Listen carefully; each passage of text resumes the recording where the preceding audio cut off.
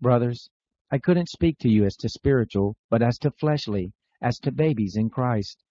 I fed you with milk, not with meat, for you weren't yet ready. Indeed, not even now are you ready, for you are still fleshly.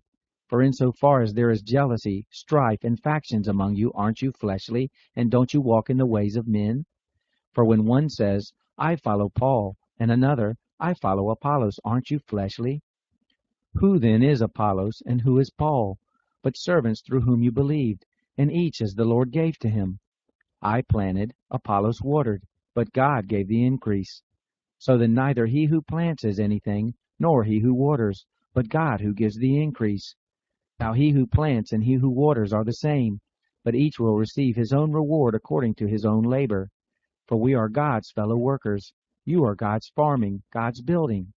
According to the grace of God which was given to me, as a wise master builder I laid a foundation, and another builds on it. But let each man be careful how he builds on it. For no one can lay any other foundation than that which has been laid, which is Jesus Christ.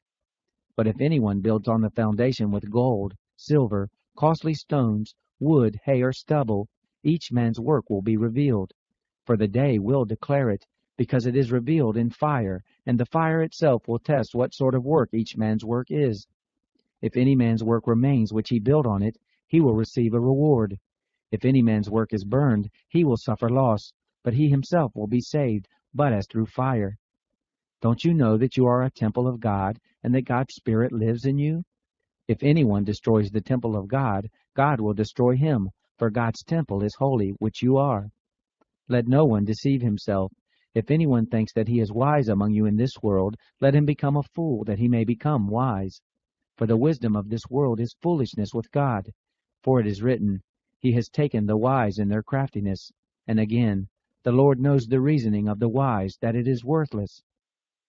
Therefore let no one boast in men. For all things are yours, whether Paul, or Apollos, or Cephas, or the world, or life, or death, or things present, or things to come. All are yours, and you are Christ, and Christ is God's.